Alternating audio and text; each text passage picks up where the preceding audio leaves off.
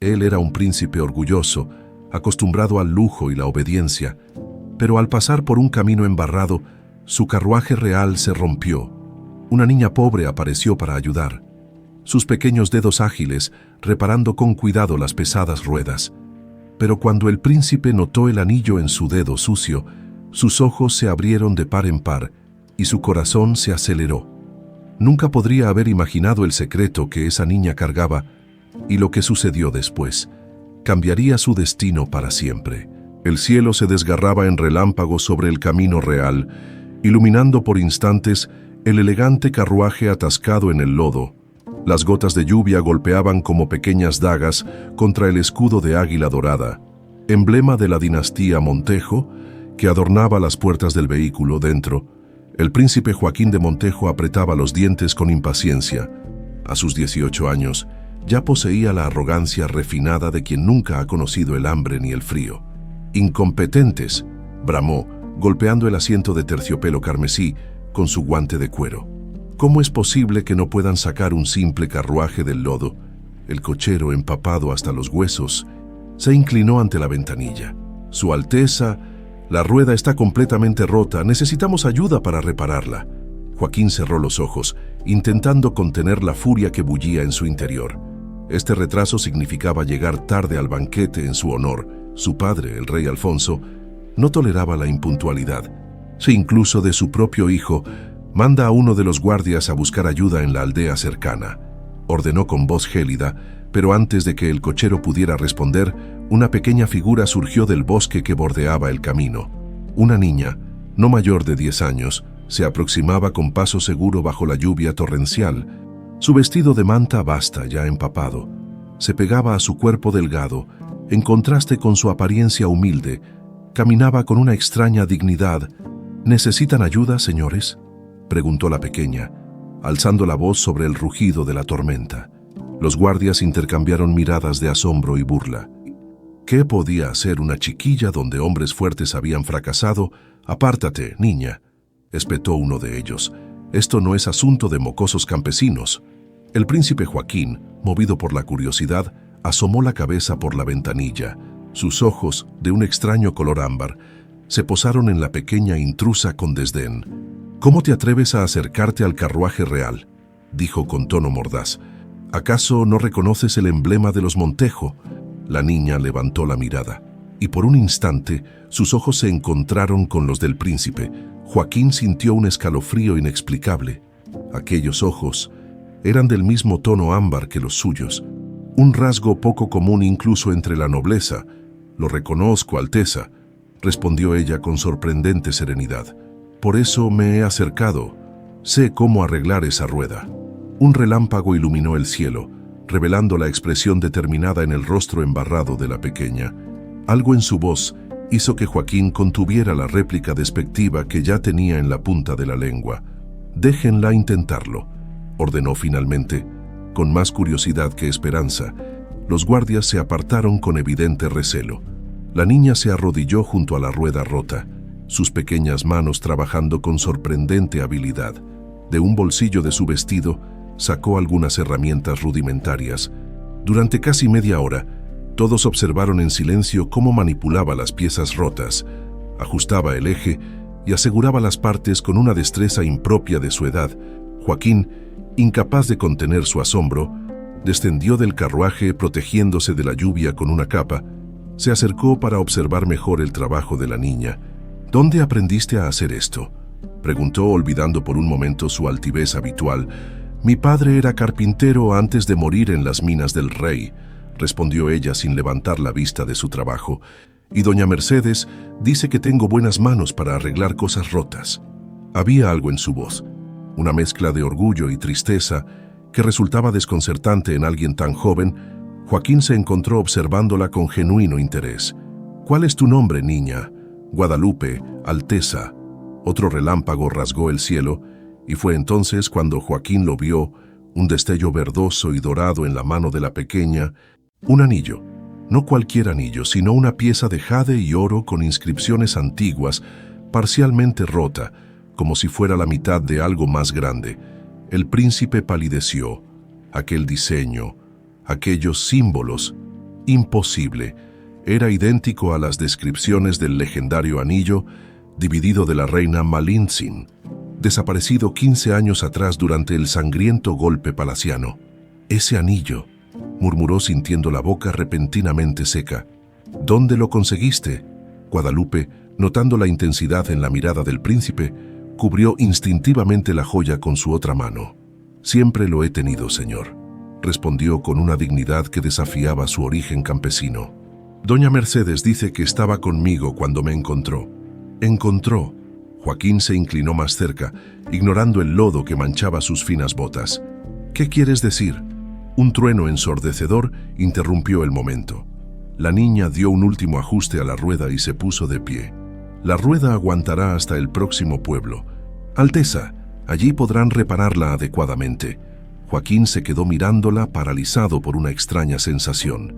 Había algo en esta niña, algo más allá del anillo y los ojos ámbar, que despertaba en él una inquietud profunda, como un recuerdo enterrado intentando emerger. «Toma», dijo uno de los guardias, lanzando unas monedas al lodo cerca de los pies de Guadalupe. «Por tu ayuda». La niña no recogió las monedas. En cambio, hizo una reverencia que, a pesar de su ropa humilde y empapada, tenía una gracia natural. «Que los antiguos dioses lo protejan, Alteza», dijo usando una bendición que ya pocos recordaban, excepto en las aldeas más remotas, «y que encuentre lo que busca, aunque no sepa que lo está buscando». Antes de que Joaquín pudiera responder, la pequeña dio media vuelta y se perdió entre los árboles, tan repentinamente como había aparecido. Los guardias y el cochero, aliviados de poder continuar el viaje, se apresuraron a preparar el carruaje, pero el príncipe permaneció inmóvil bajo la lluvia, contemplando el punto donde Guadalupe había desaparecido. Una sensación extraña le oprimía el pecho. Aquellos ojos ámbar, idénticos a los suyos, el anillo que solo podía pertenecer a la familia real exterminada. Y esas palabras, aunque no sepa que lo está buscando, que había querido decir mientras subía nuevamente al carruaje, Joaquín intentó apartar estos pensamientos. Tenía asuntos más importantes que atender: el banquete, las negociaciones con los embajadores, los planes de su padre para expandir el reino, y sin embargo, mientras el vehículo retomaba su marcha por el camino enfangado, no pudo evitar llevar su mano inconscientemente al pecho, donde bajo sus ropas reales descansaba, oculto de todos, un fragmento de anillo de jade y oro que la reina Inés le había entregado años atrás, asegurándole que era una reliquia de su verdadera madre. «Algún día entenderás su importancia», le había dicho, y por primera vez Joaquín se preguntó si ese día había llegado. 5 años pueden cambiar muchas cosas. El reino entero lo había comprobado cuando las campanas de la catedral doblaron anunciando la muerte del rey Alfonso. «Envenenamiento», susurraban los sirvientes en los pasillos del palacio. «Traición», murmuraban los nobles en sus mansiones, pero nadie osaba pronunciar estas palabras en voz alta. Ahora, el príncipe Joaquín se erguía ante el trono que una vez ocupó su padre, a sus 23 años. Su rostro ya no mostraba rastros de juventud, sus ojos ámbar, antes curiosos, se habían endurecido como la piedra. La corona descansaba pesadamente sobre su cabeza, mientras los nobles se inclinaban ante él, uno a uno, jurando lealtad a su nuevo rey. «Larga vida al rey Joaquín de Montejo, señor de las tierras altas y bajas, protector del reino», proclamó el sumo sacerdote. Alzando las manos hacia el cielo, doña Inés Barrientos, la reina madre, observaba la ceremonia con una sonrisa apenas disimulada. Ataviada con un vestido negro en señal de luto, su belleza madura captaba la atención de la corte, pero quienes la conocían bien sabían interpretar el brillo calculador de sus ojos. «Has nacido para esto, hijo mío», susurró en el oído de Joaquín cuando se acercó a rendirle honores. «Recuerda siempre lo que te enseñé: la compasión es para los débiles, y los débiles jamás conservan una corona». Joaquín asintió imperceptiblemente. Las lecciones de su madre habían sido claras. Gobernar significaba imponer respeto a través del miedo, y eso haría que se anuncie en todo el reino, proclamó con voz firme, que cualquier aldea que se retrase en sus tributos sentirá el peso de la justicia real, y que los gobernadores Envíen un informe detallado de todos los hombres y mujeres entre 15 y 30 años. Necesitamos más trabajadores para las minas de plata. Un murmullo de aprobación recorrió la sala. Los nobles, enriquecidos con el comercio de metales preciosos, veían con buenos ojos este primer decreto. Solo don Hernando Quintana, consejero principal, notó la sonrisa satisfecha de doña Inés. El hijo había resultado tal como ella lo había moldeado. A muchas leguas de distancia, en la pequeña aldea de Santa Rosa, el viento azotaba las humildes chozas de adobe y paja. En una de ellas, ligeramente apartada del resto, Guadalupe sostenía la mano arrugada de doña Mercedes, la anciana parteira, quien la había criado desde bebé. Luchaba por cada respiración en su lecho de muerte. A sus 15 años, Guadalupe se había convertido en una joven de extraordinaria belleza. Su largo cabello negro enmarcaba un rostro de rasgos delicados, pero eran sus ojos ámbar los que cautivaban a todos, inusuales, intensos, casi dorados bajo cierta luz. Parecían pertenecer a alguien de sangre noble, no a una simple campesina, hija, murmuró la anciana con voz débil. El tiempo se acaba para mí, y hay verdades que deben ser dichas. No hables así, madrecita, rogó Guadalupe, apretando la mano de la mujer que era lo más cercano a una madre que jamás había conocido. Te pondrás bien. La infusión de corteza de sauce bajará la fiebre. Doña Mercedes negó débilmente con la cabeza. Escúchame bien, niña. Tú no eres hija de campesinos.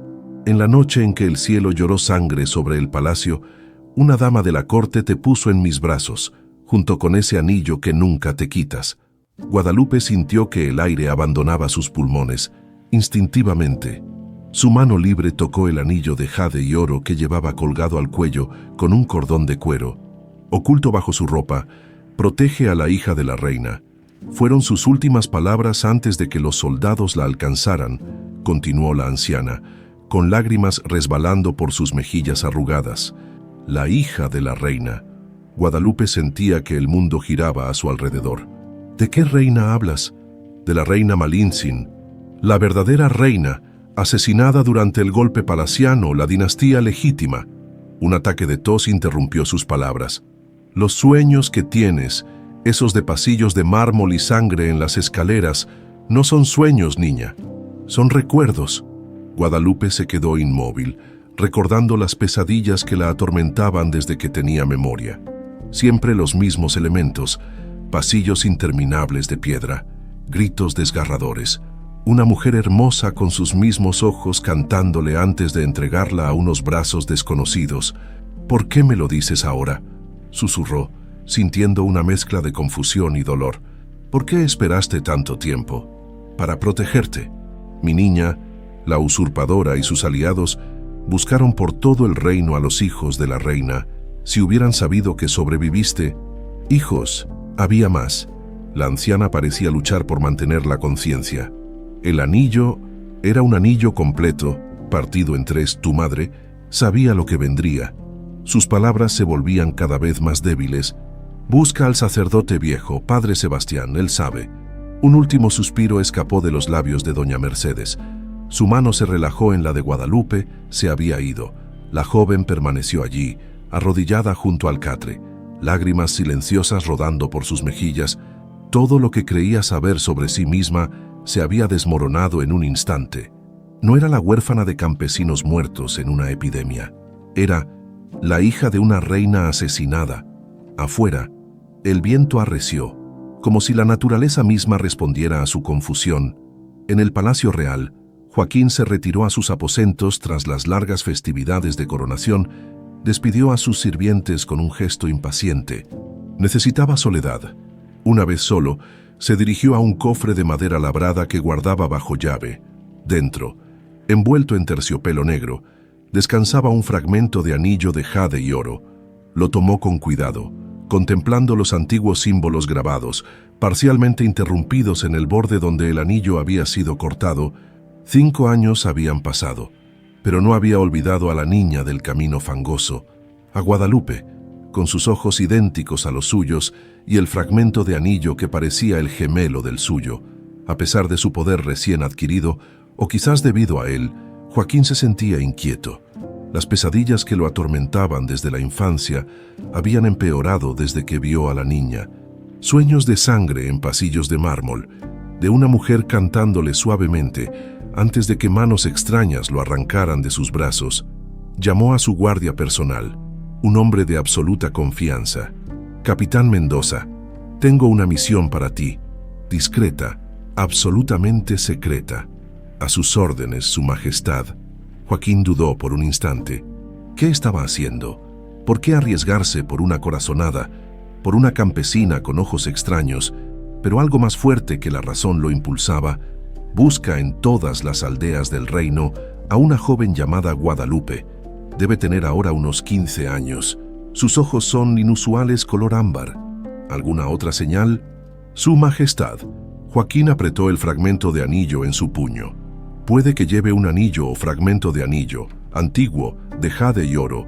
Cuando la encuentres, no la traigas aquí, solo infórmame de su paradero y situación. El capitán asintió sin cuestionar las órdenes, pero su mirada reflejaba curiosidad. «Hey, capitán, que nadie más sepa de esto, especialmente la reina madre». Mientras Mendoza se retiraba, Joaquín volvió a guardar el fragmento de anillo en su escondrijo. No entendía qué lo impulsaba a buscar a aquella niña, ahora una jovencita, pero los sueños, el anillo, los ojos idénticos a los suyos.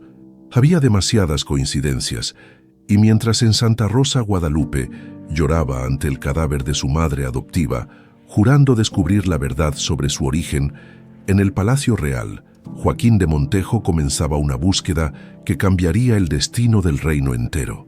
Ninguno de los dos imaginaba que sus caminos, separados por el destino y la traición, pronto volverían a cruzarse, y que cuando lo hicieran, las mentiras que habían sostenido al reino durante 15 años comenzarían a desmoronarse.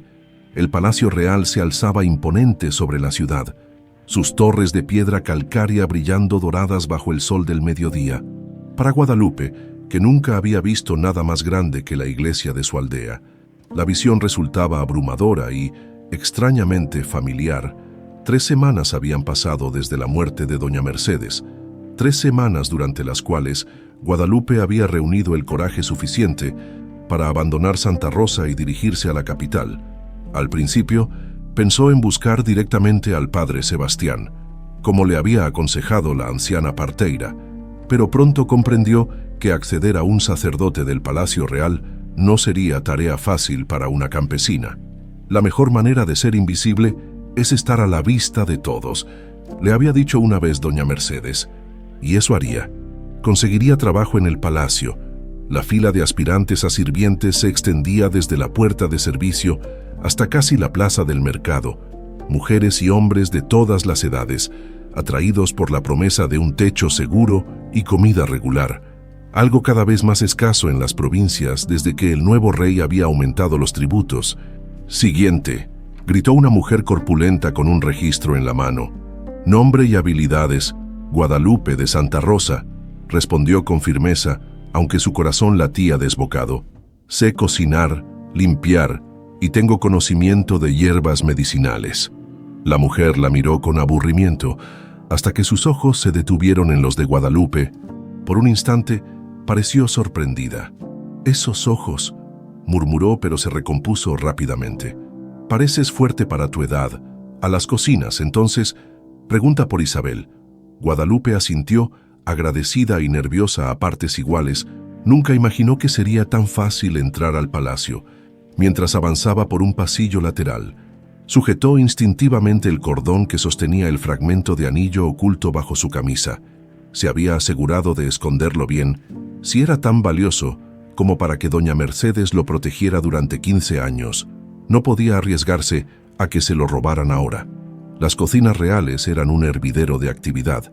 El calor de los hornos, el olor de las especias y el constante movimiento de cocineros y ayudantes creaban una atmósfera caótica pero ordenada.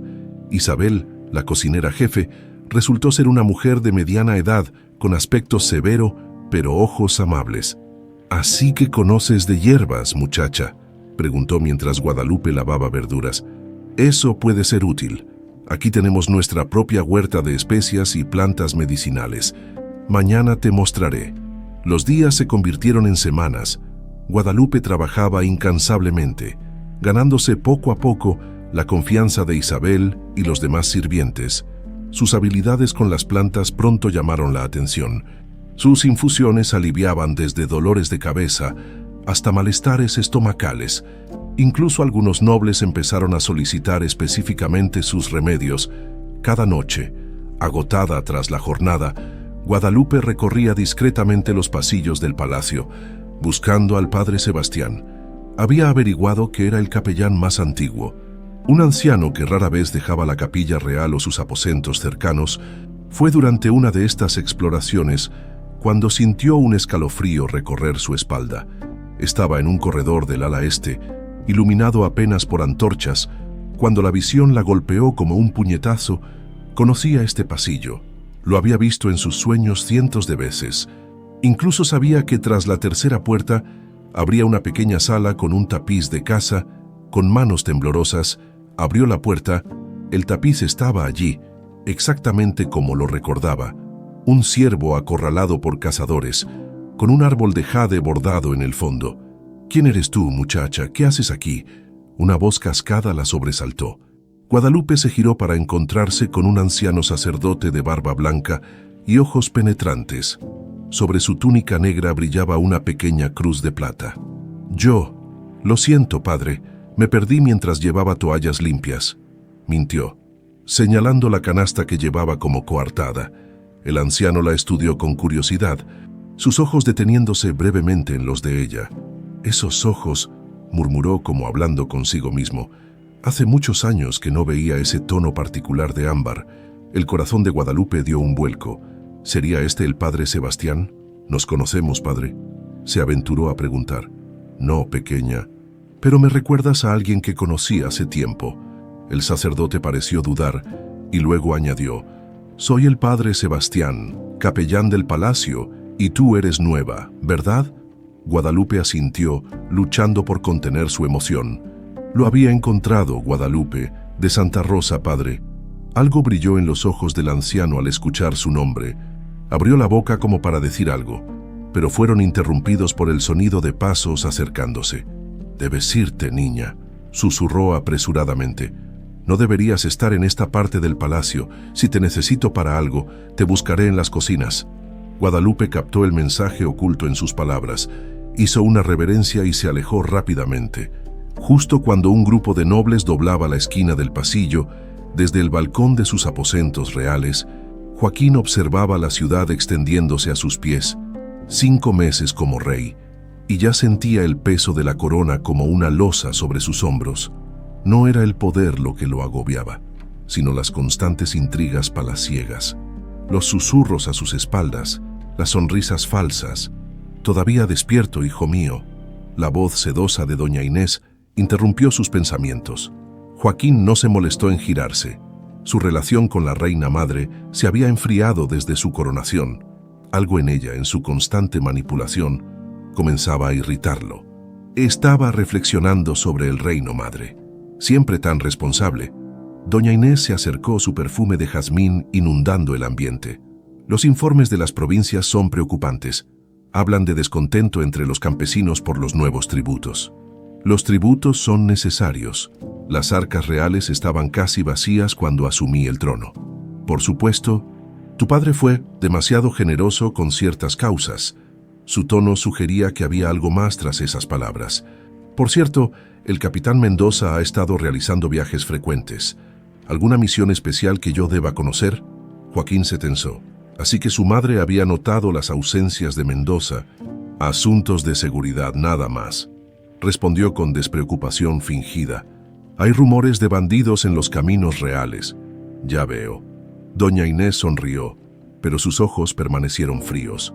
«No olvides que tus ancestros conquistaron este reino con mano firme, no con misericordia». Cuando la reina madre finalmente se retiró, Joaquín soltó el aliento que no sabía que estaba conteniendo. Las palabras de doña Inés sobre sus ancestros siempre le provocaban una extraña incomodidad, como si algo en ellas no encajara con sus propios recuerdos. Un suave golpe en la puerta interrumpió sus cavilaciones.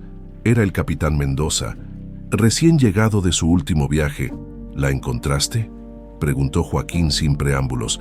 No exactamente, Su Majestad. Mendoza parecía inquieto. Llegué a Santa Rosa, pero la joven que buscamos ya no estaba allí. La anciana que la criaba falleció hace unas semanas. Según los aldeanos, Guadalupe partió hacia la capital. Joaquín sintió una mezcla de frustración y algo parecido a la esperanza. ¿La capital está aquí? Es posible, Majestad. Muchos campesinos vienen buscando trabajo con los nuevos tributos. Las aldeas están pasando hambre. El comentario provocó una punzada de culpa en Joaquín, rápidamente suprimida. Un rey no debe sentir remordimientos por sus decisiones. Encuéntrala, ordenó. Si está en la ciudad, descubre dónde vive, qué hace, pero recuerda, absoluta discreción. Cuando Mendoza se retiró, Joaquín volvió a contemplar la ciudad. En algún lugar ahí abajo podría estar la joven de ojos ámbar como los suyos, con un fragmento de anillo que parecía completar el suyo. Lo que no sabía es que ella estaba mucho más cerca de lo que imaginaba, y que las fuerzas que habían mantenido oculta la verdad durante 15 años comenzaban a debilitarse. En las cocinas, Guadalupe removía una poción para el dolor de cabeza de la duquesa de Olmedo, mientras pensaba en su encuentro con el padre Sebastián, su reacción al verla, la forma en que había mirado sus ojos. Él sabía algo, y estaba dispuesta a descubrir qué era. Aunque tuviera que enfrentarse al mismo rey, la noticia corrió por el palacio como fuego en paja seca. El rey sufría terribles migrañas que ningún médico lograba aliviar. Para Guadalupe, atenta a cualquier información que pudiera acercarla a los secretos del palacio. Esta era una oportunidad inesperada. Isabel se dirigió a la cocinera mientras preparaban el desayuno real. He oído que Su Majestad padece de fuertes dolores de cabeza. Isabel asintió mientras supervisaba el horneado del pan. Así es, el viejo de Otre. Alonso ya no sabe qué darle. Dicen que el rey apenas duerme. Atormentado por pesadillas como las suyas, Guadalupe sintió un escalofrío. Tengo una receta, dijo con cuidado. Una infusión de corteza de sauce, manzanilla y una hierba especial que doña Mercedes me enseñó a reconocer. Alivia hasta los dolores más intensos. Isabel la miró con escepticismo. ¿Pretendes que le diga al médico real que pruebe el remedio de una sirvienta? Puedes decirle que es una receta antigua de tu familia, sugirió Guadalupe. Si funciona, el mérito será tuyo. La cocinera dudó, pero finalmente asintió. Conocía lo suficiente a Guadalupe para saber que sus remedios funcionaban. 3 días después, mientras Guadalupe trabajaba en el huerto de hierbas medicinales, una guardia real se acercó.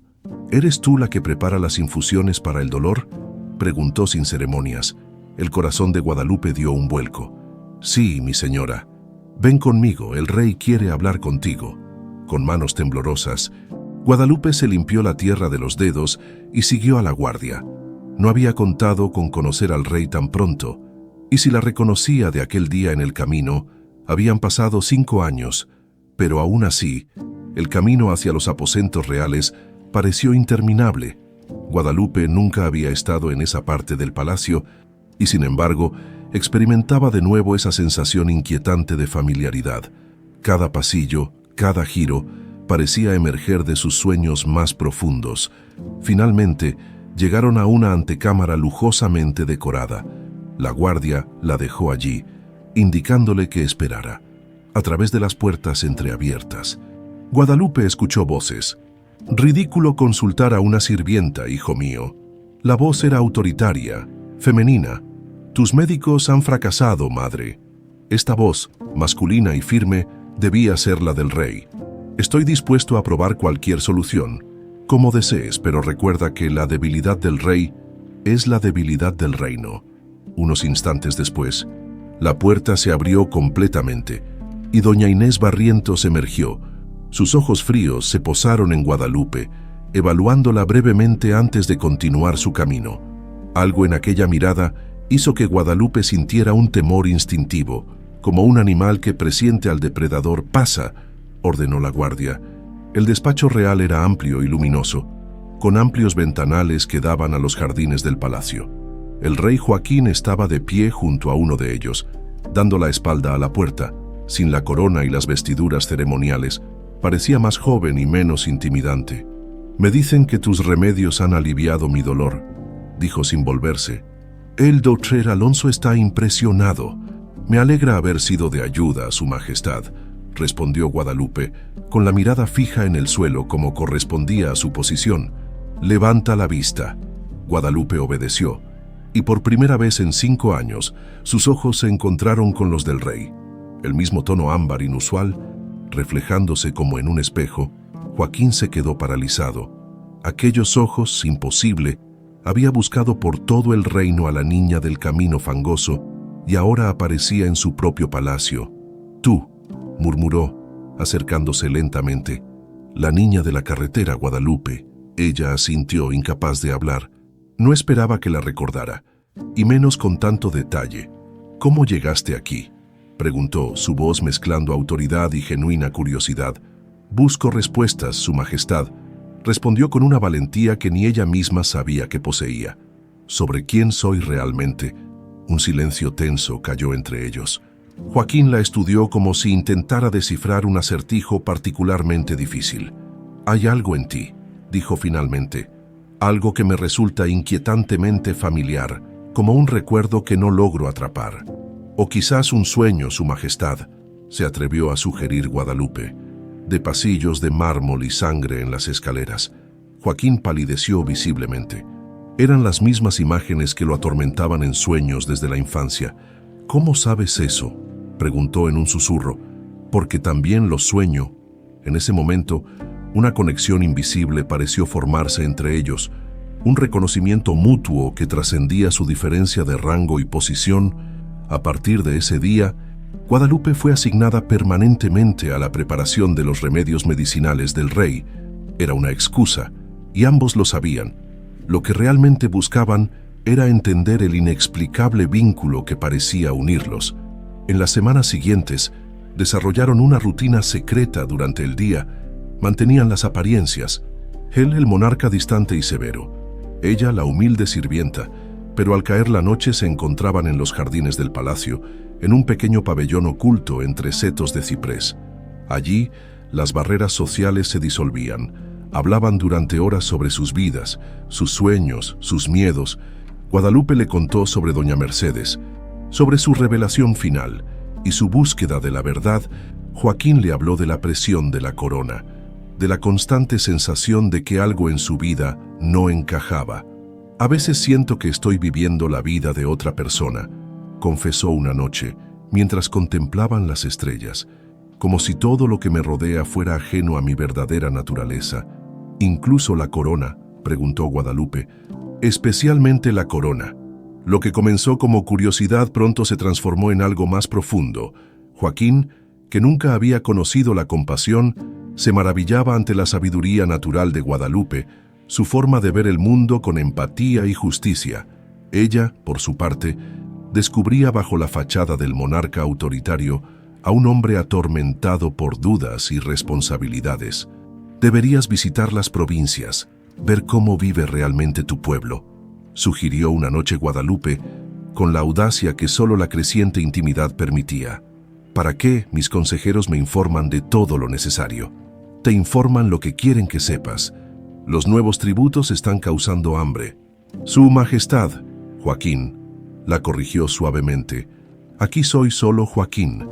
La atracción entre ellos crecía con cada encuentro, una conexión que iba más allá de lo físico. Había algo casi místico en su vínculo, como si sus almas se reconocieran de una vida anterior. Pero no eran los únicos conscientes de estos encuentros nocturnos. Ojos vigilantes seguían cada movimiento en el palacio. «La sirvienta de las hierbas medicinales pasa demasiado tiempo con el rey», informó don Hernando a doña Inés en la privacidad de sus aposentos. La reina madre frunció el ceño, recordando a la joven de mirada extraña. Había algo en ella que la inquietaba desde el primer momento. «Vigílala de cerca», ordenó. «Quiero saber todo sobre ella, su pasado, su familia, sus conexiones en palacio. Ya he comenzado las averiguaciones, mi señora. Hay algo curioso. Sus ojos. ¿Qué pasa con sus ojos? Son del mismo tono ámbar que los de su majestad, un rasgo muy inusual». Doña Inés sintió que la sangre se helaba en sus venas. ese tono de ojos único y reconocible, característico de la antigua familia real, el mismo que había visto en la reina Malintzin, a quien ella misma había ordenado asesinar 15 años atrás. «Imposible», murmuró. «Nos aseguramos de eliminar a todos los descendientes. Tú mismo supervisaste la operación». Don Hernando se movió incómodo. «Así fue, mi señora, pero en el caos de aquella noche...» «Investiga más a fondo», interrumpió doña Inés, su voz cortante como el acero, «y mientras tanto, encuentra una forma de alejarla del rey. Una sirvienta común no debe tener tanta influencia sobre el monarca». En los jardines, ajenos a la tormenta que se gestaba, Joaquín y Guadalupe compartían un momento de cercanía que ninguno había experimentado antes. Bajo la luz plateada de la luna, él tomó suavemente su rostro entre sus manos. «Hay algo en ti que me atormenta, como una memoria que no consigo alcanzar», confesó, sus ojos buscando respuestas en los de ella. «Quizás no sea una memoria», respondió Guadalupe en un susurro. «Quizás sea un destino». Sus labios se encontraron en un beso prohibido, sellando un pacto silencioso que ninguno entendía completamente, pero ambos sentían inevitable. Lo que no sabían es que aquel beso los acercaba peligrosamente al precipicio de una verdad que cambiaría sus vidas para siempre. La cámara de la reina madre resplandecía con el brillo de 100 velas. Doña Inés, envuelta en sedas escarlatas, escuchaba con rostro impasible el informe de don Hernando Quintana. A sus 50 años, conservaba una belleza imponente, aunque sus ojos habían adquirido la dureza del ónix. La muchacha proviene de Santa Rosa, una aldea en la provincia occidental, explicaba Hernando consultando sus notas. Fue criada por una partera llamada Mercedes Solano, ya fallecida. Solano. Doña Inés se tensó visiblemente. ¿Estás seguro de ese nombre? «Completamente, mi señora. ¿Tiene algún significado para vos?» La reina madre se levantó y se acercó a la ventana. Su mente girando vertiginosamente, Mercedes Solano había sido partera en el palacio durante el reinado anterior, presente durante el nacimiento de los hijos de la reina Malintzin. «Continúa», ordenó, sin responder a la pregunta. Según los aldeanos, la muchacha siempre fue diferente, no solo por sus ojos, sino por su carácter. Dicen que tiene porte de realeza. Doña Inés apretó los puños hasta que sus nudillos se pusieron blancos. Sus sospechas se confirmaban con cada palabra. «¿Y el anillo? ¿Has visto si lleva algún anillo?» «No a simple vista, mi señora, pero mis informantes dicen que nunca se separa de un cordón que lleva al cuello, oculto bajo sus ropas». Un silencio pesado cayó sobre la habitación. 15 años atrás, en la sangrienta noche del golpe, doña Inés había ordenado partir el antiguo anillo de jade y oro de la familia real en 2 partes. Una la conservó para entregársela a Joaquín, haciéndole creer que era una reliquia de su verdadera madre. La otra, «La chica debe morir antes de la próxima luna llena», declaró con voz gélida. Don Hernando no mostró sorpresa ante la orden. Durante décadas había sido el brazo ejecutor de los deseos más oscuros de doña Inés. Método, veneno, sutil, gradual, que parezca una enfermedad natural. Sus labios se curvaron en una sonrisa desprovista de alegría. Hay cierta ironía en que una experta en hierbas medicinales muera envenenada, ¿no crees? Como ordenéis, y respecto al rey, su interés por la muchacha es evidente. Mi hijo siempre ha sido susceptible a los caprichos pasajeros. Cuando ella ya no esté, encontrará otro juguete con el que entretenerse. Hernando asintió y se retiró con una reverencia. Pero antes de que pudiera cruzar la puerta, doña Inés añadió: «Y Hernando, si ella lleva un anillo, quiero que me lo traigas personalmente. Es una orden». En el huerto medicinal del palacio, Guadalupe cortaba hojas de salvia fresca. El sol de la tarde bañaba los jardines con una luz dorada, pero ella apenas notaba la belleza a su alrededor. Su mente estaba ocupada repasando su último encuentro con el padre Sebastián. «El anillo que llevas», le había dicho el anciano sacerdote en la penumbra del confesionario, perteneció a la reina Malintzin. Era un anillo completo, un antiguo símbolo de legitimidad de la dinastía. «¿Por qué está partido?», había preguntado ella. «Solo sé que la reina tenía un plan. Presintió la traición antes de que ocurriera. Habló de proteger a sus hijos. El anciano se había detenido abruptamente. Debemos ser cautos, las paredes del palacio tienen oídos.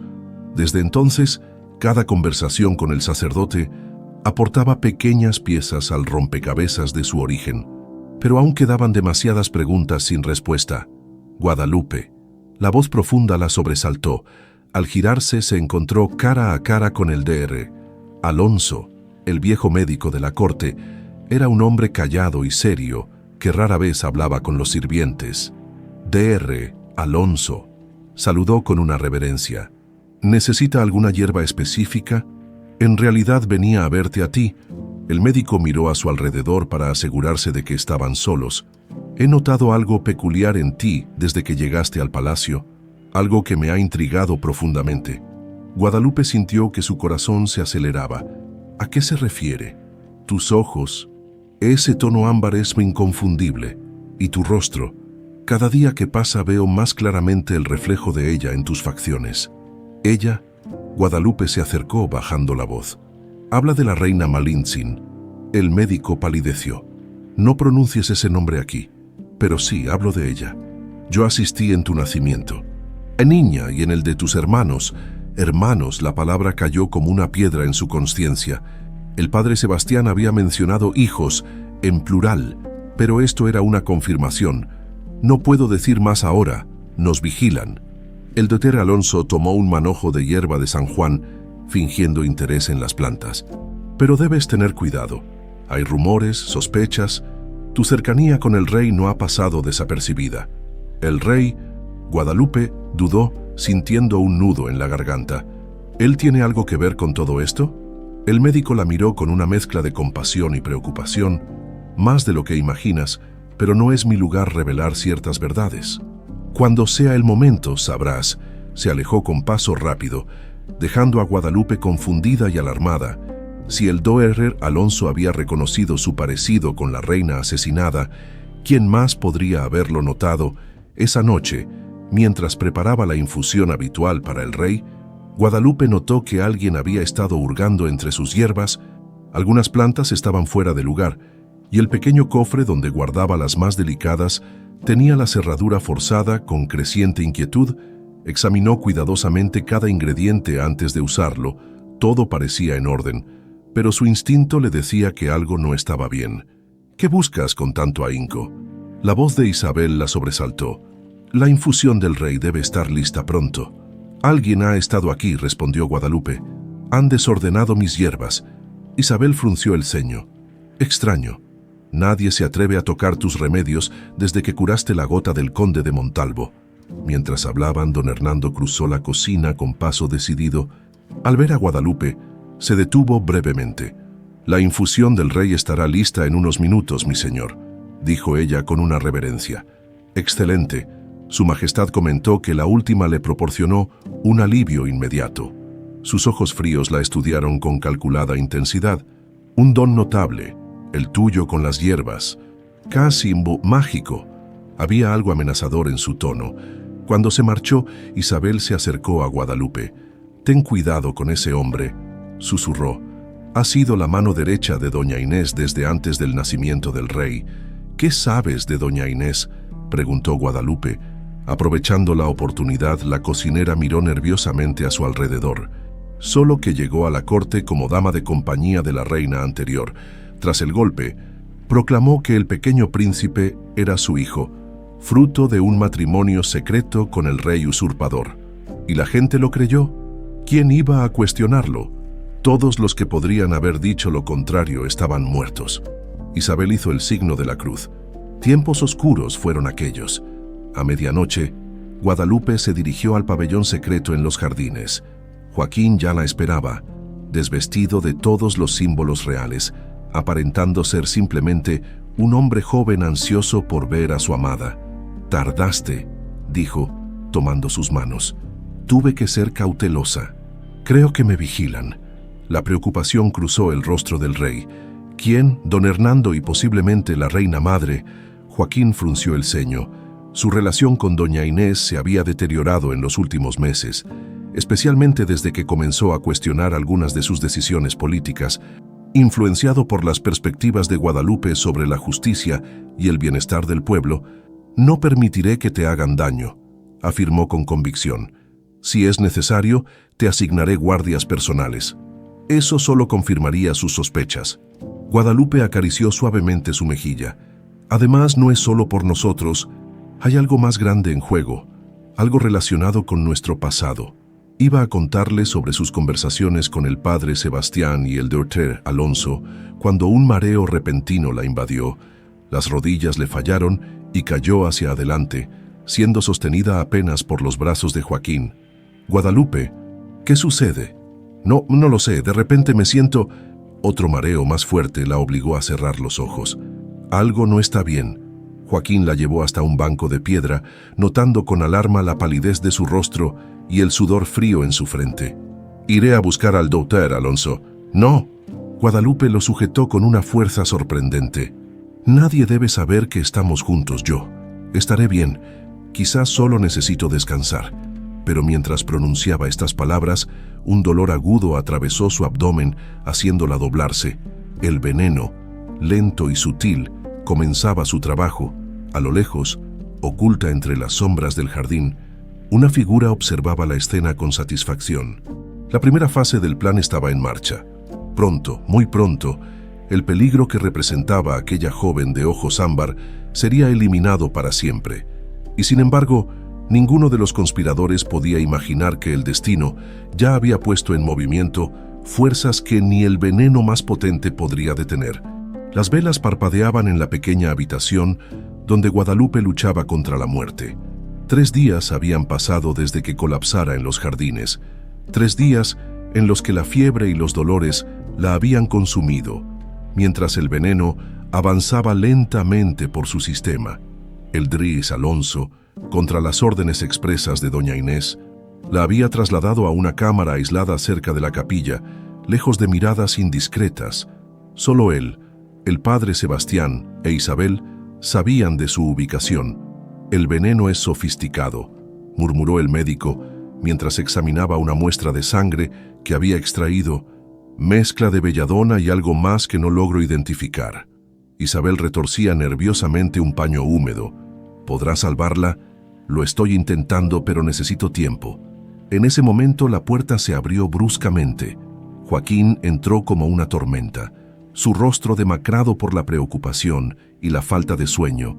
Durante 3 días había buscado frenéticamente a Guadalupe por todo el palacio, hasta que Isabel, arriesgándolo todo, le había revelado su paradero.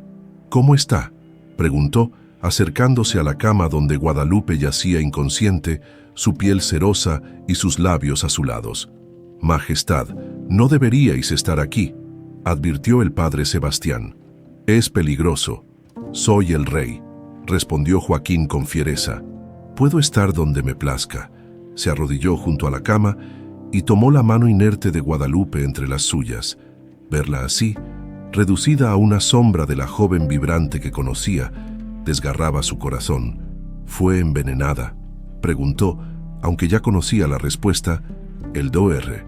Alonso asintió gravemente. «Sin duda». «¿Por quién?». Un silencio incómodo llenó la habitación. Nadie se atrevía a pronunciar en voz alta lo que todos sospechaban. «Necesito la verdad», insistió Joaquín, su voz temblando de rabia contenida. «Como vuestro rey, os lo ordeno». El médico y el sacerdote intercambiaron miradas. Finalmente, fue el padre Sebastián quien habló. «Majestad, hay verdades más peligrosas que el veneno mismo, y algunas de ellas os conciernen directamente».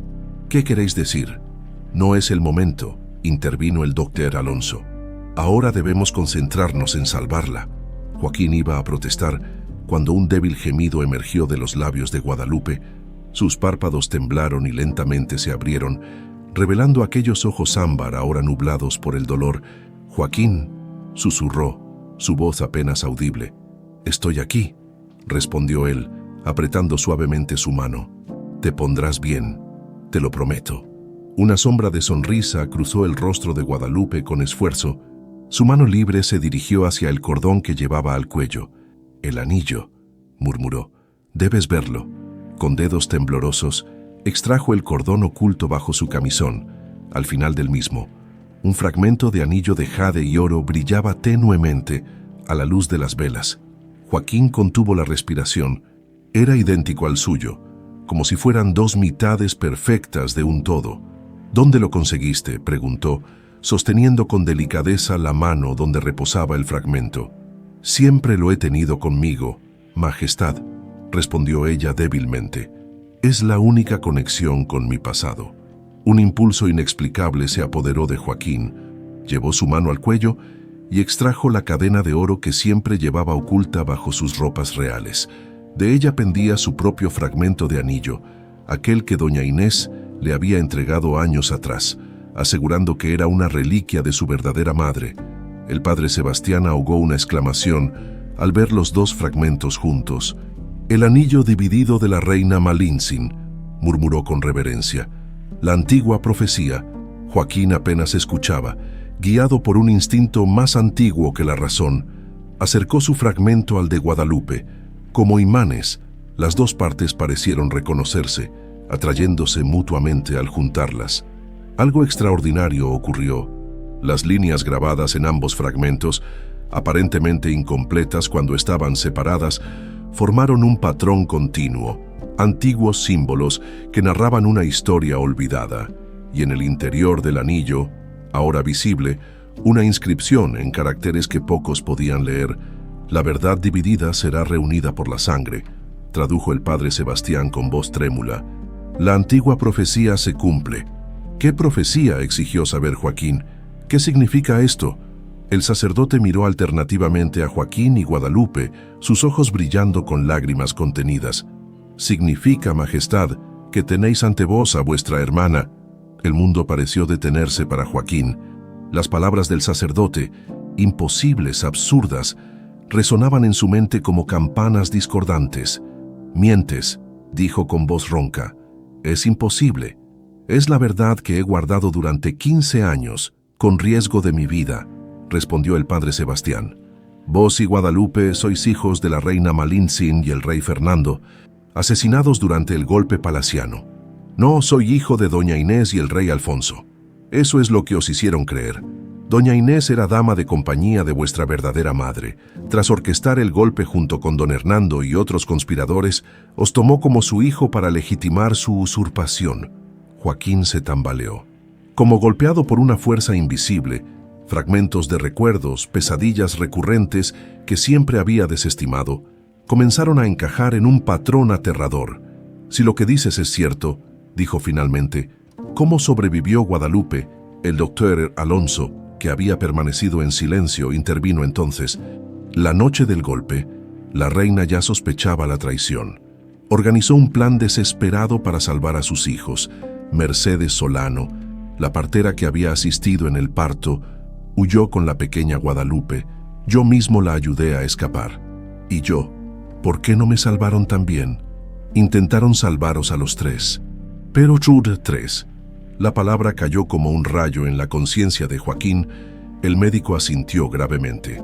Erais trigémelos, 3 niños idénticos, nacidos con minutos de diferencia. Doña Inés logró capturar a uno de vosotros, a vos, antes de que pudierais ser ocultado el tercero. ¿Qué pasó con el tercero?, la voz de Guadalupe, débil pero clara, sorprendió a todos. Había estado escuchando cada palabra. Fue entregado a un general leal, quien juró protegerlo con su vida. Desconozco su paradero actual. Joaquín se levantó y comenzó a caminar por la habitación como un animal enjaulado. Todo su mundo, su identidad, su comprensión de sí mismo, se desmoronaba ante sus ojos. «Si soy hijo de la reina Malintzin», dijo con voz temblorosa, «entonces el reino es mío por derecho de nacimiento, no por la usurpación de doña Inés». «Así es, Majestad». «Y Guadalupe». Se detuvo, mirando a la joven en la cama. «Guadalupe es mi hermana». La realización golpeó a ambos simultáneamente. El afecto que había nacido entre ellos, aquel sentimiento poderoso que habían interpretado como amor romántico, era en realidad el reconocimiento instintivo de la sangre llamando a la sangre. «Los ojos ámbar», murmuró Guadalupe, «el rasgo característico de nuestra familia. Y los sueños», añadió Joaquín. No eran pesadillas, sino recuerdos. Un silencio solemne cayó sobre la habitación, mientras la gravedad de estas revelaciones se asentaba en sus mentes. El anillo reunido parecía brillar con luz propia, como celebrando el reencuentro de lo que había sido violentamente separado. El veneno, dijo repentinamente Joaquín, recordando la razón que los había llevado a este momento. ¿Quién envenenaría a Guadalupe y por qué? Las miradas de todos se dirigieron hacia el mismo pensamiento tácito. Doña Inés debe haber descubierto quién es Guadalupe, dijo finalmente el padre Sebastián. Quizás notó el anillo o sus ojos, o vuestro interés por ella despertó sospechas. Ha intentado matarla para proteger su mentira, concluyó Joaquín, la ira endureciendo su voz. Igual que asesinó a mis verdaderos padres. Nuestros padres, corrigió suavemente Guadalupe. Sus miradas se encontraron ya no como amantes, sino como hermanos redescubiertos. Un nuevo tipo de amor, igualmente poderoso pero fundamentalmente diferente, comenzaba a formarse entre ellos. Debemos actuar con extrema cautela, advirtió el Dr. Alonso. Doña Inés y don Hernando creen que su plan está funcionando. Si descubren que Guadalupe sigue viva y que conocéis la verdad, intentarán silenciarme también a mí, completó Joaquín, y a cualquiera que conozca esta historia. Exactamente por ahora, dejémosles creer que Guadalupe ha muerto. Mientras tanto, buscaremos pruebas documentales de vuestro verdadero origen. Joaquín asintió, su mente trabajando frenéticamente. Durante 15 años había vivido una mentira, gobernando un reino usurpado en nombre de quienes habían masacrado a su verdadera familia. La rabia y la culpa se mezclaban en su interior como venenos gemelos. Te vengaré, prometió, tomando nuevamente la mano de Guadalupe. Vengaré a nuestra familia y restauraré nuestro verdadero legado. Ella apretó débilmente su mano, sus ojos brillando con una nueva determinación a pesar del veneno que aún corría por sus venas. No se trata solo de venganza, susurró. Se trata de verdad y de justicia para el reino entero. Mientras hablaban, el padre Sebastián contemplaba el anillo reunido. Lo que no les había dicho aún era que, según la antigua profecía, faltaba una tercera parte. El anillo de la verdad había sido dividido en 3, no en 2, y en algún lugar el tercer hermano seguía vivo, portando la pieza final del rompecabezas. La noticia se propagó por el palacio como un incendio en campo seco. La joven herbolaria había muerto repentinamente de una fiebre misteriosa. En los pasillos, los sirvientes susurraban plegarias por su alma. En las cocinas, Isabel lloraba con genuino dolor mientras seguía la farsa acordada. Solo 4 personas conocían la verdad. Guadalupe vivía, oculta en una cámara secreta tras la capilla real. Doña Inés recibió la noticia con estudiada indiferencia. Una lástima, comentó mientras desayunaba en sus aposentos. La muchacha tenía talento con las hierbas.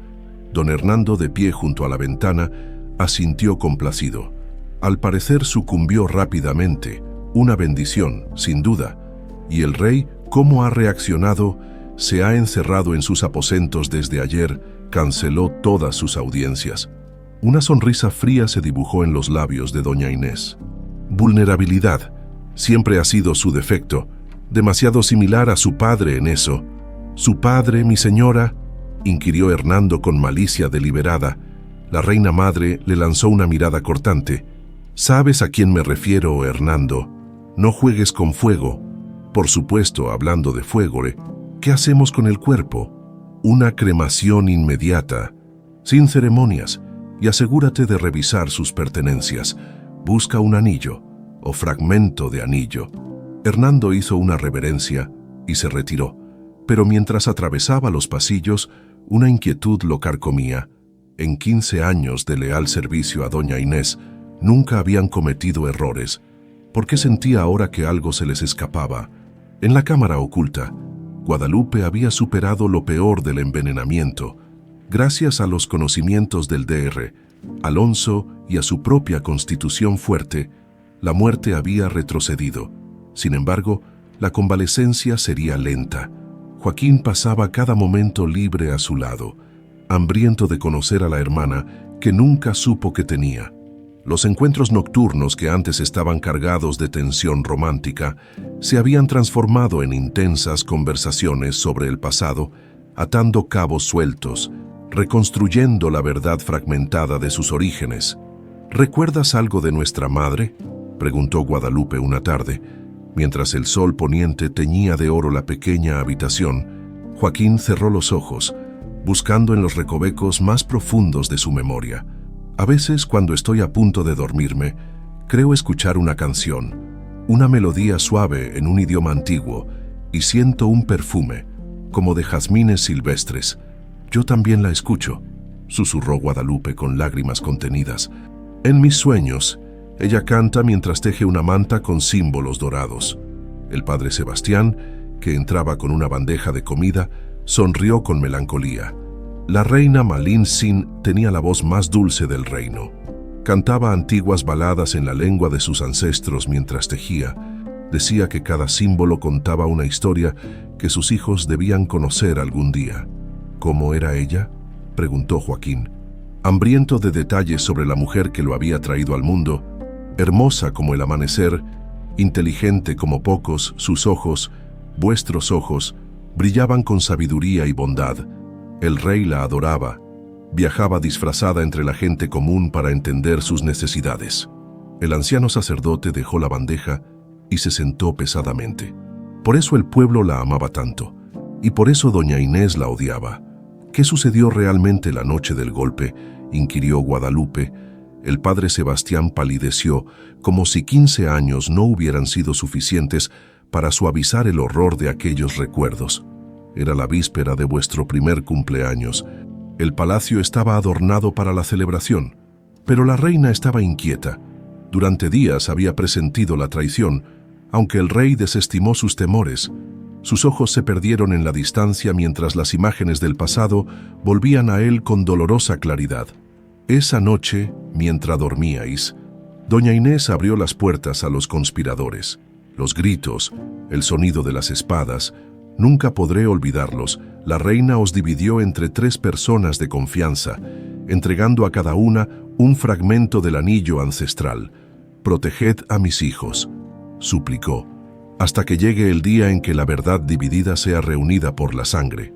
Joaquín y Guadalupe escuchaban en silencio sepulcral, absorbiendo cada palabra como tierra reseca recibe la lluvia. Yo debía llevarme a Miguel, el menor de los 3 por minutos. La partera Mercedes tomaría a Guadalupe y el general Montalvo a Joaquín. Pero las cosas salieron mal. Los hombres de Hernando interceptaron al general antes de que pudiera escapar contigo. Joaquín, te llevaron ante doña Inés, quien vio una oportunidad, criar al hijo legítimo como propio, asegurando así que el trono permaneciera bajo su control. ¿Y nuestro padre?, preguntó Joaquín, su voz apenas un susurro. El anciano bajó la mirada. Murió defendiendo a vuestra madre. Lo acorralaron en la gran escalinata. Luchó valientemente, pero eran demasiados. Un silencio pesado cayó sobre la habitación. Joaquín se levantó y caminó hacia la pequeña ventana, su rostro contorsionado por emociones contradictorias. Toda su vida había honrado la memoria de un padre que no era suyo, mientras el verdadero yacía en una tumba sin nombre. Víctima de la mujer que él llamaba madre, «He vivido 16 años entre los asesinos de mis padres», dijo con voz estrangulada. «He llamado madre a la mujer que ordenó matarlos. He gobernado siguiendo los consejos de quienes usurparon nuestro trono». «No lo sabías, Joaquín», intervino Guadalupe con suavidad. «No puedes culparte por ello». «¿Y ahora qué?», se volvió hacia ellos, sus ojos brillantes de determinación. «Soy rey por nacimiento y por coronación. Podría ordenar la detención de doña Inés y Hernando mañana mismo». «Sería imprudente», advirtió el padre Sebastián. «Tienen aliados poderosos. Dentro y fuera del palacio, sin pruebas tangibles, muchos cuestionarían la historia viéndola como un intento de deshacerte de tu madre por ambición personal. ¿Qué pruebas podríamos encontrar después de 15 años?» El anciano sacerdote intercambió una mirada significativa con el de Alonso, que acababa de entrar. «Existe un documento», dijo el médico. «Un testamento secreto que la reina redactó la noche antes del golpe. Cuando sus temores eran más fuertes, lo firmó con su sangre, sellado con el anillo completo». ¿Dónde está? Ella lo ocultó. Solo dijo que, cuando las 3 partes del anillo se reunieran, el camino se revelaría. Joaquín y Guadalupe miraron instintivamente los 2 fragmentos del anillo, ahora unidos por un hilo de oro que el orfebre real había colocado discretamente por orden del rey. Pero falta una parte, observó Guadalupe, la de nuestro hermano Miguel. Si está vivo, añadió Joaquín, y si conserva su fragmento, está vivo, afirmó el doctor Alonso con sorprendente seguridad. Mantengo correspondencia cifrada con el general Montalvo desde hace años. Miguel fue criado como su sobrino en la provincia sureña. Es capitán de la Guardia Fronteriza ahora. Mi hermano vive y nunca me lo dijiste. La indignación de Joaquín era palpable. Era demasiado peligroso. Cualquier contacto prematuro habría alertado a doña Inés. Pero ahora, con 2 partes del anillo reunidas y la verdad parcialmente revelada, debemos encontrarlo, interrumpió Guadalupe. Completar el anillo, descubrir dónde está el testamento. No será fácil, advirtió el padre Sebastián. La provincia sureña está a semanas de viaje y no podéis abandonar el palacio sin despertar sospechas, especialmente ahora. Un golpe en la puerta secreta los sobresaltó. Era Isabel, pálida y agitada. Don Hernando está buscando el cuerpo para la cremación, susurró. Exige verlo personalmente. Sospecha algo. Joaquín maldijo entre dientes. Necesitamos ganar tiempo y, mientras tanto, establecer contacto con Miguel. Se volvió hacia el DR. Alonso, escribe al general Montalvo. Dile que es hora de que el tercer hermano regrese a casa. El médico asintió gravemente. Lo haré esta misma noche. Y respecto a Hernando, Joaquín reflexionó un momento. Isabel, dile que por orden real, el cuerpo fue enviado a la capilla de Santa Rosa, su aldea natal, para ser enterrado allí. Eso nos dará algunas semanas. Isabel hizo una reverencia y salió apresuradamente. El pequeño grupo quedó en silencio, cada uno absorto en sus propios pensamientos. El rompecabezas comenzaba a armarse, pero faltaban piezas cruciales, y mientras tanto el peligro acechaba en cada rincón del palacio. 15 años de mentiras no se deshacen en un día, murmuró Guadalupe tomando la mano de su hermano. Pero la verdad, como un río contenido, siempre encuentra su camino hacia el mar. Joaquín apretó su mano, encontrando consuelo en ese contacto fraternal, donde antes había visto a una campesina, luego a una amante prohibida, ahora veía a su hermana, un espejo de sí mismo, la otra mitad de una verdad demasiado tiempo dividida. Mientras tanto, dijo el padre Sebastián, debéis seguir interpretando vuestros papeles. Tú, Joaquín, el rey afligido por la muerte de una sirvienta a quien apreciabas, y tú, Guadalupe, la convaleciente que debe permanecer oculta hasta que estemos listos para revelar la verdad. ¿Y si doña Inés intenta envenenarme a mí también?, preguntó Joaquín. Ya lo está haciendo, respondió el doctor Alonso con sombría certeza. Lentamente, durante años. ¿Por qué crees que sufres esos dolores de cabeza? Esos mareos repentinos no son naturales, Majestad. Son los síntomas de un envenenamiento prolongado. Un escalofrío recorrió la espina de Joaquín. La mujer a quien había llamado madre no solo había matado a sus verdaderos padres, sino que también estaba destruyéndolo a él.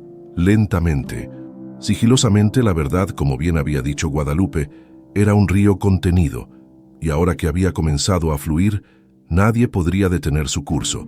La luna creciente iluminaba tenuemente los jardines del palacio, mientras Joaquín se deslizaba por pasadizos olvidados hacia la cripta real.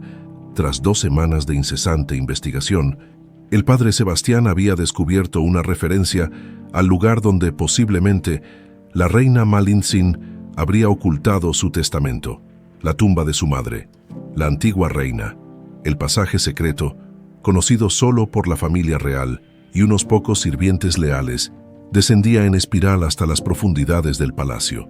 Cada paso que daba Joaquín resonaba con un eco sepulcral, como si los fantasmas de sus verdaderos ancestros lo observaran. La cripta era un espacio circular con nichos tallados en la piedra, donde descansaban los restos de generaciones de monarcas. Al centro, sobre un pedestal de mármol negro, yacía la efigie de una mujer de rostro sereno, la abuela que nunca conoció. «Ayúdame a encontrar la verdad», susurró Joaquín. pasando sus dedos sobre la fría piedra del sepulcro, a la tenue luz de su antorcha. Examinó cada centímetro del sarcófago. Nada. Frustrado, estaba a punto de rendirse cuando su mirada se posó en un detalle en la base, un pequeño hueco con la forma exacta del anillo reunificado. Con manos temblorosas, extrajo de su bolsillo los 2 fragmentos unidos del anillo y los presionó contra la hendidura. Encajaban perfectamente, pero nada ocurrió. «Falta la tercera parte», murmuró para sí mismo, decepcionado. Recuperó el anillo y continuó su exploración. Fue entonces cuando notó algo extraño. Uno de los bloques de piedra del suelo, junto al sepulcro, tenía grabado un símbolo apenas visible, similar a los que decoraban el anillo. Empujó la piedra, que cedió con un chirrido. Debajo había un pequeño compartimento y en su interior un cofre de madera labrada. Lo abrió con el corazón desbocado. Dentro encontró varios documentos amarillentos y un retrato en miniatura que le cortó la respiración. Una hermosa mujer de ojos ámbar, idénticos a los suyos, sostenía a 3 bebés.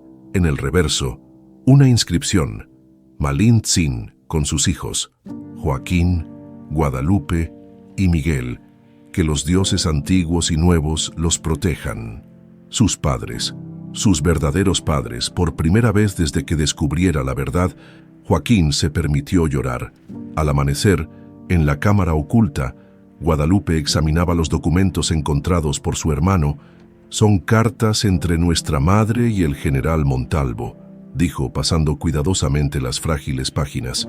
«Planeaban en secreto cómo protegernos si algo le sucedía». «¿Hay alguna mención del testamento?», preguntó Joaquín.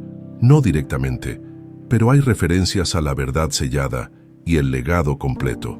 Guadalupe señaló un pasaje específico. «Mira esto.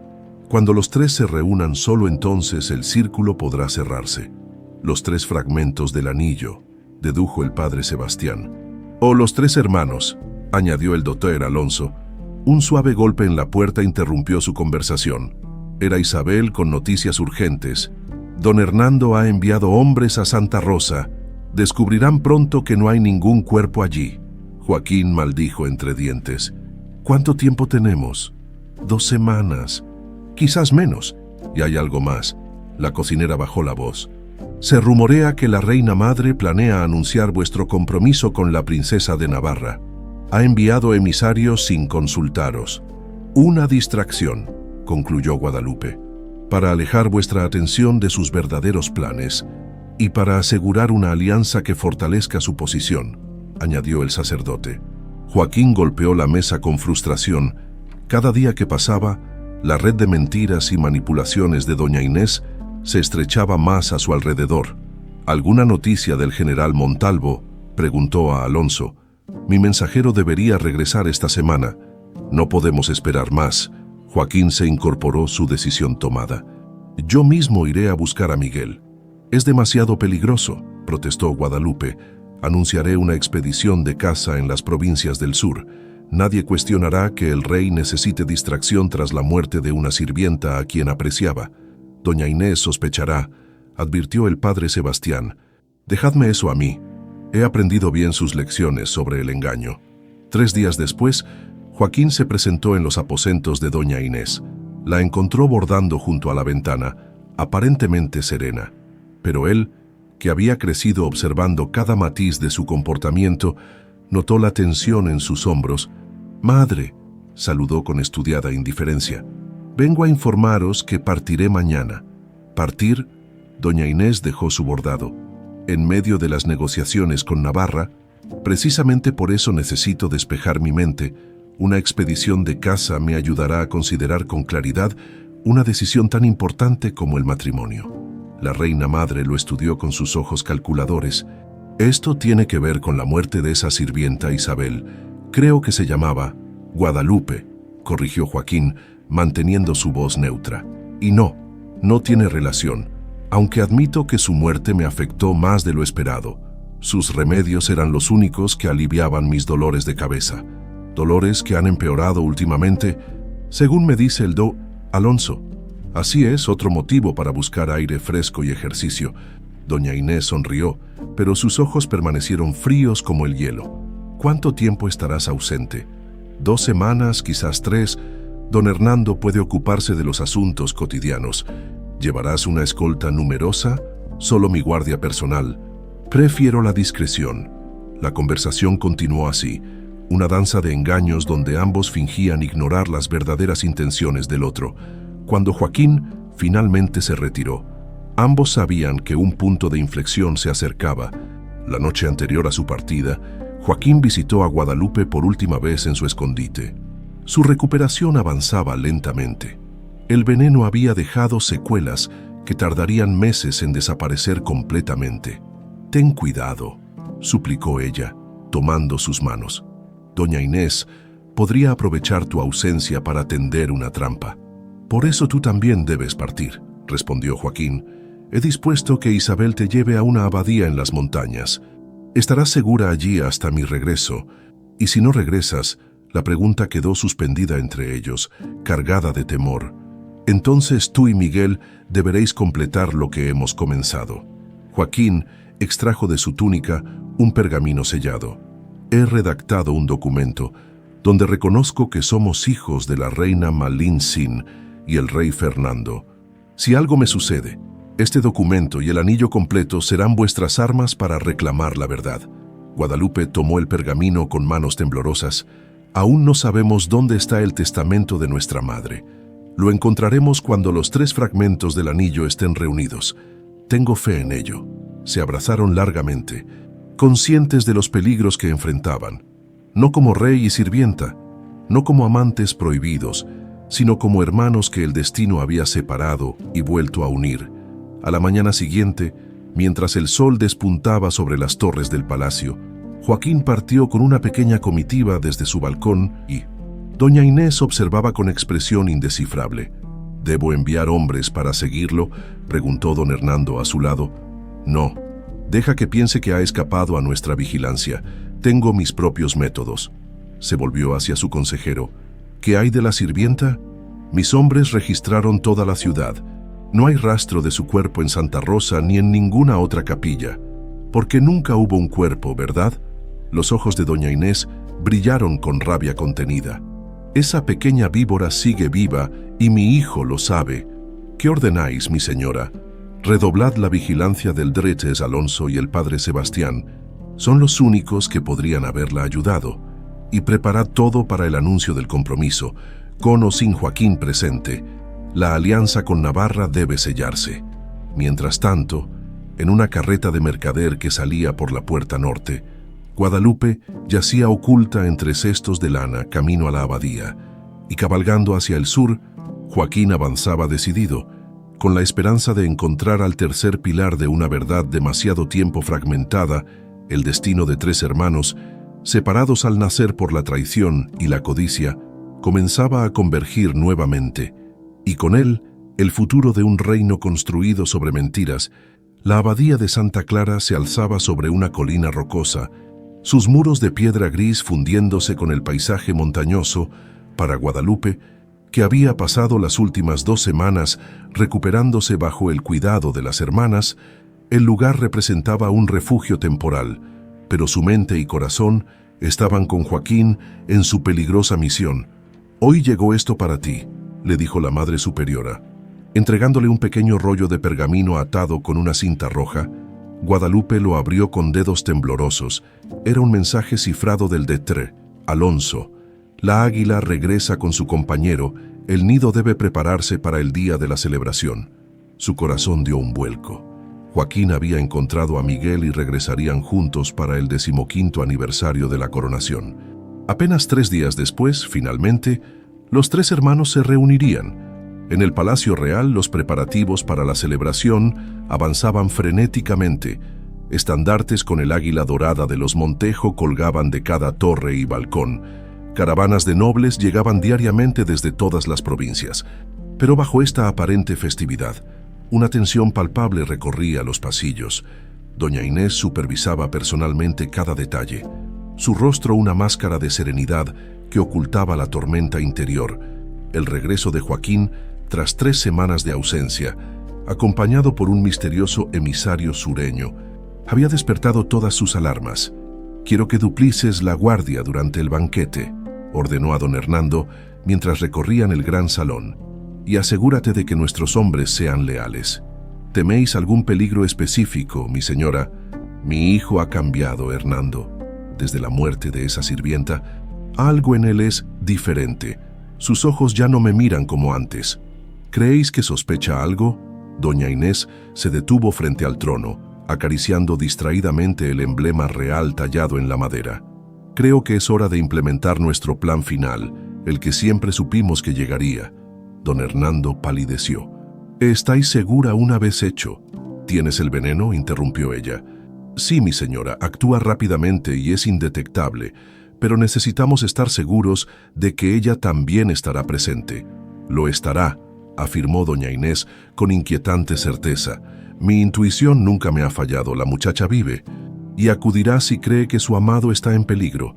En sus aposentos reales, Joaquín estudiaba un mapa del palacio junto a un hombre de complexión idéntica a la suya, aunque su rostro mostraba la dureza de una vida menos privilegiada.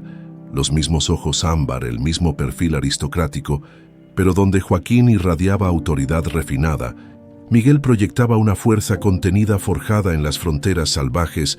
Aquí está la cripta, explicaba Joaquín, señalando un punto en el mapa. La entrada principal está siempre vigilada, pero el pasaje secreto desde la capilla nos permitirá acceder sin ser vistos. Miguel asintió, absorbiendo cada detalle. El encuentro entre los hermanos separados había sido intenso, desconfianza inicial, reconocimiento gradual y finalmente un abrazo fraternal que sanaba 15 años de ausencia. El general Montalvo me habló toda la vida sobre este momento, dijo Miguel, su voz grave resonando en la habitación. Me entrenó para esto, para reclamar nuestro derecho cuando llegara el tiempo. Y ha llegado, confirmó Joaquín. ¿Traes tu fragmento del anillo? Miguel extrajo de una cadena oculta bajo su camisa el tercer fragmento del anillo de jade y oro. Al colocarlo junto a los otros dos, los tres encajaron perfectamente, formando un círculo completo. La inscripción antigua, ahora legible en su totalidad, brillaba con renovada intensidad. La verdad dividida será reunida por la sangre, y tres voces hablarán como una para restaurar lo que fue quebrado. Según el padre Sebastián, el anillo completo revelará la ubicación del testamento de nuestra madre, explicó Joaquín. Pero necesitamos a Guadalupe. Solo cuando los tres estemos juntos con nuestros fragmentos, el secreto se revelará. ¿Estás seguro de que podrá llegar a tiempo? Isabel partió ayer para escoltarla. Llegarán al anochecer, justo antes del banquete. El capitán de la Guardia Real, único confidente de Joaquín en el palacio aparte del doctor y el sacerdote, entró apresuradamente. Majestad, hay movimientos sospechosos. Doña Inés ha cambiado la guardia personal por hombres leales a don Hernando. Los hermanos intercambiaron miradas preocupadas. «¿Sospecha algo?», murmuró Joaquín. «¿O simplemente es cautelosa?», sugirió Miguel. «De cualquier modo debemos ajustar nuestro plan». Al anochecer, tal como estaba previsto, una pequeña comitiva llegó discretamente por la puerta oeste del palacio. Isabel guiaba a una figura encapuchada a través de pasadizos poco transitados. Guadalupe había regresado, justo a tiempo para reunirse con sus hermanos antes del gran banquete. El encuentro entre los tres fue breve pero cargado de emoción. Por primera vez desde su nacimiento, los trigemios reales estaban juntos. El parecido era asombroso. Los mismos ojos ámbar, la misma línea de mandíbula, aunque adaptados a sus diferentes experiencias de vida. «El anillo», susurró Guadalupe, contemplando las tres partes reunidas. «¿Lo habéis probado en la cripta?» «Esperábamos por ti», respondió Joaquín. «Según los documentos que encontré, los tres debemos estar presentes». «Entonces vayamos ahora, antes del banquete», urgió Miguel. «Imposible», intervino el capitán. «Todos los pasajes están vigilados. Doña Inés ha duplicado la seguridad. Tendremos que esperar hasta que la celebración esté en su apogeo», decidió Joaquín. «Cuando todos estén distraídos con el vino y la música». «¿Y mientras tanto?», preguntó Guadalupe. Joaquín respiró profundamente. «Tú permanecerás oculta. Miguel asistirá como emisario sureño. Y yo debo hacer acto de presencia para no despertar sospechas». Lo que ninguno de ellos podía imaginar era que doña Inés ya había tejido su propia red. Desde las sombras de un pasillo adyacente, uno de sus espías observaba la reunión secreta, confirmando sus peores temores. Los 3 herederos legítimos estaban vivos y reunidos. El gran salón resplandecía con el brillo de 1000 velas. La nobleza del reino entero se había congregado para celebrar el 15º aniversario de la coronación de Joaquín. El vino fluía generosamente. La música inundaba el ambiente, y el aroma de exquisitos manjares hacía agua a la boca de los comensales. En la mesa principal, Joaquín presidía con expresión serena pero alerta. A su derecha, doña Inés resplandecía con un vestido escarlata y joyas que captaban la luz de las velas. A la izquierda del rey, Miguel observaba discretamente a los asistentes, reconociendo a potenciales aliados y enemigos según las descripciones del general Montalvo. «Un banquete espléndido, madre», comentó Joaquín, alzando su copa en un gesto de falsa camaradería, digno de un aniversario tan significativo. «Solo lo mejor para mi hijo», respondió ella con una sonrisa que no alcanzaba sus ojos. Después de todo, 15 años en el trono es un logro que pocos monarcas pueden celebrar. El doble sentido de sus palabras no pasó desapercibido para Joaquín. 15 años desde el asesinato de sus verdaderos padres. 15 años de mentiras. En efecto, y espero que muchos más vengan. Joaquín se dirigió a Miguel. «¿Qué opina nuestro invitado sureño de nuestra pequeña celebración?» «Impresionante, Majestad», respondió Miguel con naturalidad ensayada, «aunque en mi provincia tenemos la costumbre de que el anfitrión pruebe primero cada plato como señal de confianza hacia sus invitados». Una tensión momentánea recorrió la mesa. El mensaje era claro. Sospechaban de un posible envenenamiento. «Una costumbre encantadora», intervino doña Inés, haciendo una seña a un sirviente. «De hecho, he preparado un vino especial para esta ocasión. Un vino que simboliza 15 años de lealtad». Un sirviente apareció con una jarra de cristal tallado, que contenía un vino de color rubí intenso. Llenó 3 copas, una para Joaquín, otra para doña Inés y la tercera para Miguel.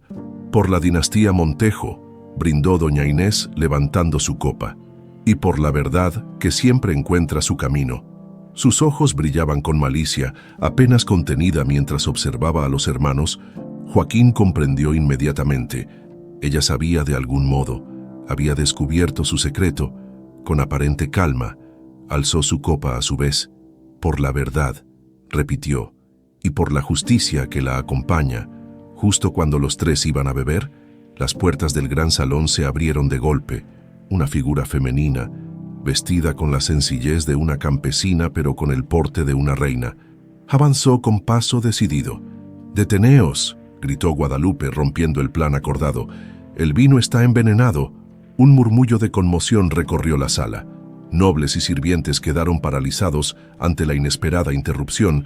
Doña Inés, lejos de mostrar sorpresa, sonrió con satisfacción. «Ahí está», dijo en voz apenas audible, «la última pieza del rompecabezas». El tablero estaba dispuesto. Los jugadores en posición. La partida final por el destino del reino acababa de comenzar. Un silencio sepulcral cayó sobre el gran salón.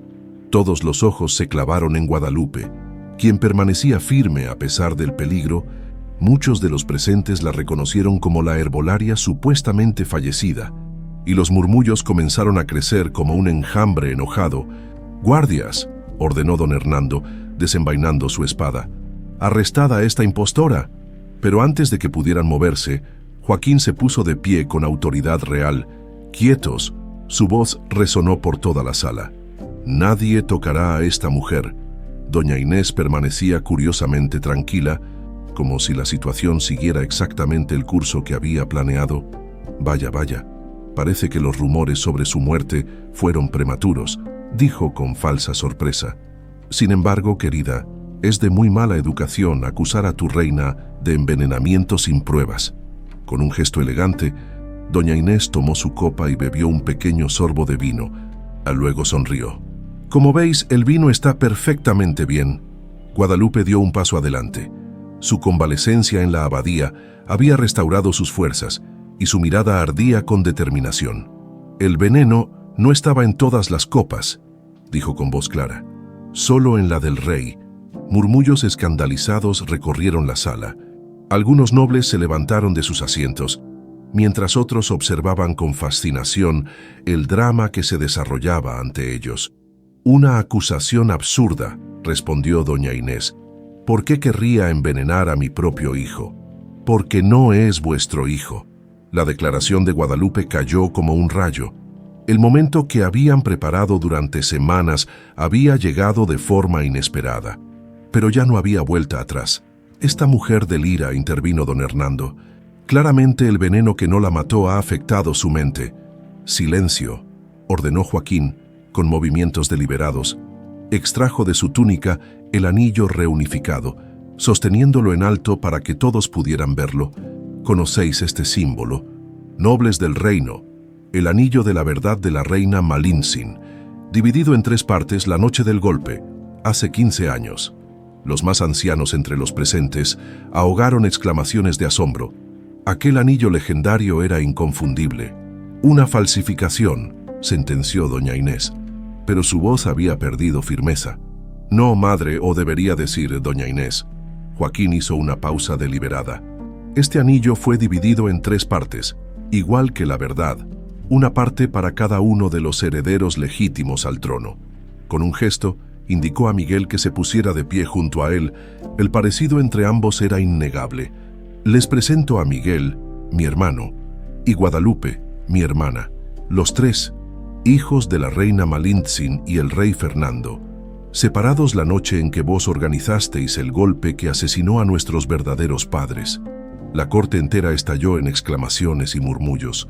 Algunos de los nobles más viejos, que habían servido bajo el reinado anterior, miraban a los 3 hermanos con creciente reconocimiento en sus rostros. «Es verdad», gritó una voz desde el fondo del salón. Era Isabel, quien había servido en el palacio desde antes del golpe. «Yo estaba allí. Los 3 nacieron con minutos de diferencia. Tienen los mismos ojos que la reina Malintzin». «Traición», bramó don Hernando, abalanzándose hacia Joaquín con la espada en alto. Todo ocurrió en un instante. Miguel interceptó el ataque con la velocidad de un soldado experimentado. Las espadas chocaron con un estruendo metálico que resonó por todo el salón. Los nobles retrocedieron formando un círculo alrededor de los contendientes. «He esperado este momento durante 15 años», gruñó don Hernando, presionando su ataque, «desde que te arranqué de los brazos del general Montalvo.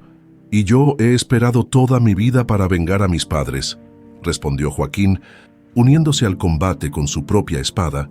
Mientras los aceros se entrelazaban en una danza mortal, doña Inés aprovechó la confusión para escabullirse hacia una puerta lateral, pero Guadalupe, vigilante, la siguió. «No escaparéis de la justicia», gritó bloqueando su camino. La reina madre se giró, su rostro contorsionado en una mueca de odio. «Justicia. ¿Qué sabes tú de justicia, niña campesina? Yo reconstruí este reino cuando estaba al borde del colapso. Yo forjé alianzas que nos mantuvieron a salvo de invasores. Todo lo que hice, lo hice por el bien del reino». «Asesinasteis a los reyes legítimos», acusó Guadalupe. «Separasteis a 3 hermanos. Envenenasteis lentamente a vuestro supuesto hijo durante años». Una risa amarga escapó de los labios de doña Inés. «¿Crees que importa? Nadie puede probarlo. Te equivocas». La voz del padre Sebastián resonó desde la entrada de la sala. El anciano sacerdote avanzó con paso firme, seguido por el de Herrera Alonso. Entre ambos sostenían un cofre ornamentado. En el centro del salón, don Hernando caía derrotado, su espada partida por la fuerza combinada de Joaquín y Miguel, sangrando pero aún desafiante. El viejo conspirador miró con desprecio a los hermanos reunidos. «Podéis matarme», desafió, «pero no podéis cambiar 15 años de historia». «No vamos a matarte», respondió Joaquín. «La muerte sería misericordiosa para alguien que vivió de la dor ajena». Los guardias que no respondían a don Hernando se apresuraron a sujetarlo. Mientras tanto, el padre Sebastián había llegado hasta donde Joaquín, Miguel y Guadalupe se habían reunido enfrentando a doña Inés. «El anillo está completo», dijo el sacerdote, «y como dice la antigua profecía, cuando las 3 partes del anillo se reúnan, el camino se revelará». Con movimientos solemnes, los tres hermanos colocaron el anillo reunificado sobre el cofre que los ancianos habían traído.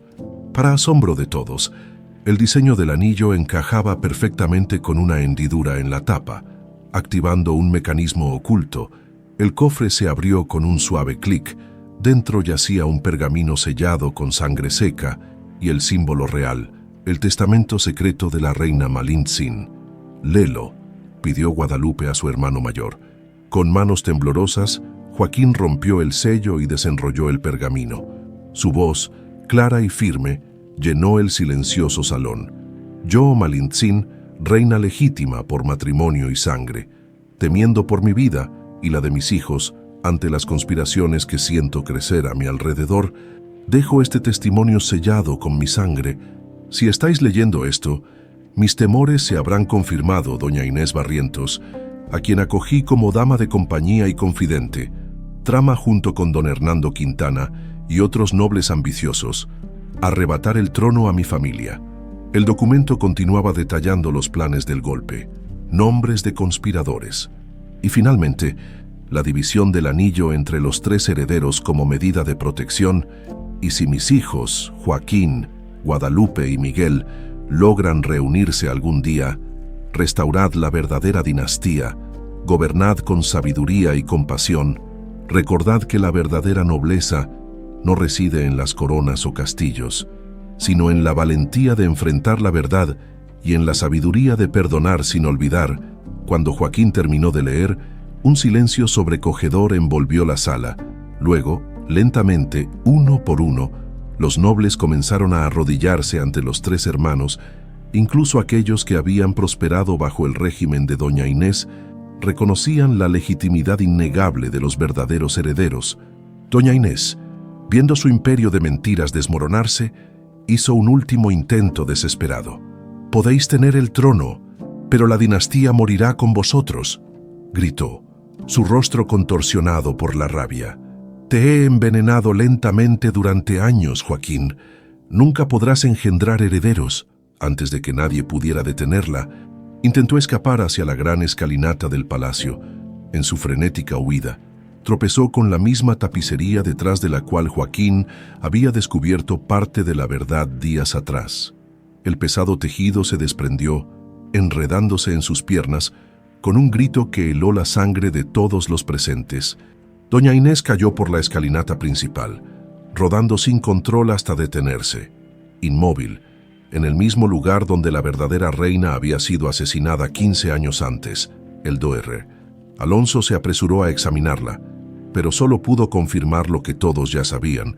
La justicia poética había alcanzado a la usurpadora. Mientras los guardias se llevaban a don Hernando, los tres hermanos se miraron entre sí, abrumados por la magnitud del momento. Todo había cambiado en cuestión de minutos. «¿Qué haremos ahora?», preguntó Guadalupe, su voz apenas un susurro. Joaquín contempló el anillo completo en su palma, símbolo de una verdad finalmente restaurada. «Lo que nuestra madre quería», respondió, «gobernar con sabiduría y compasión, los tres juntos». Y así, bajo el asombro de la corte reunida, los trigémeos reales, separados por la traición pero reunidos por el destino, dieron el primer paso hacia un nuevo amanecer para el reino, un reino donde la verdad, aunque dividida temporalmente, había sido finalmente restaurada por la sangre que nunca dejó de llamar a la sangre.